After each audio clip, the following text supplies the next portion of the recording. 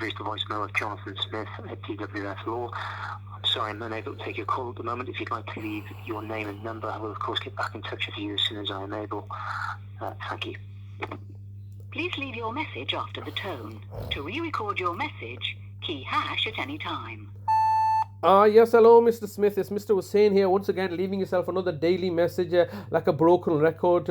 Today is message number 116. I've left you 115 previous messages from the 18th of October 2023, and today is the Sunday, the 11th of February 2024, and the time is around about just after 12:30. And now it's been 187 days that my brother's been kidnapped from my care and forced into the custody of the local authority by them pre-purchasing the services of the police to come and arrest me on trumped-up allegations of neglect, when the only thing that's being neglected was this house, because your client had failed to give us a tenancy agreement. That then had been utilized and leveraged in order to arrest me, have the whole house photographed for the benefit of the local authority who had privately commissioned the services of West Yorkshire Police to come and arrest me if there was any legitimacy to the allegations of me neglecting my brother, which clearly there were not. This case, they would not look to carry out a criminal investigation against me for 9 months. The reality is that the police, West Yorkshire Police, should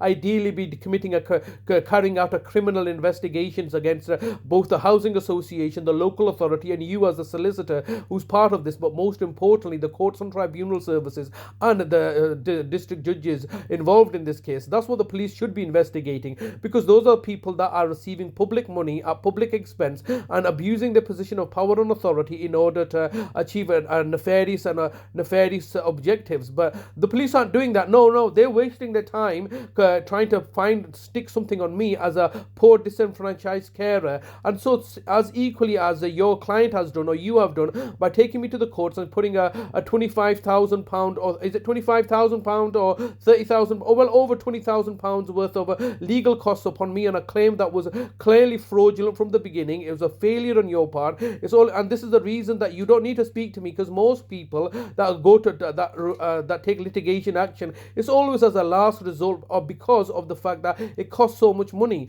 to go to trial, and it's costly and expensive. So most people refuse, second think themselves about taking litigation action. Your client hasn't done that, have they? Your client has been gung-ho trying to take litigation action against me, knowing the fact that there is a 0% chance that I can win this case as a litigant in person, particularly not based on the facts or the truth, but based on the reality that the local authority is pre-purchasing the services of the courts and tribunal services, particularly Mr. Nick Goodwin, who is now the head of the courts and tribunal services, who was previously the public guardian whom they had privately commissioned and recruited in his previous role as a public guardian to take this matter to the courts, to the court of protection, in order to undermine my mother and my brother's lasting powers of attorney that they had signed in my favour. The same lasting powers of attorney that they had signed in my favour, that was registered with your housing association back in 2014. It doesn't matter about the format of something, it's about intentions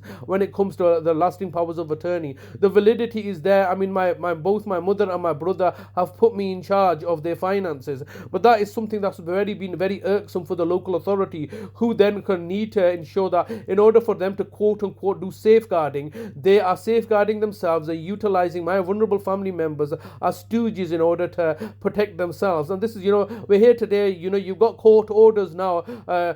Basically the whole system has been rigged now. And if you remember our conversation in October, I told you just basically won this case by having my brother kidnapped, and the police had contacted your client. Why was the police telling confidential information regarding my bail status? Time up in 10 seconds.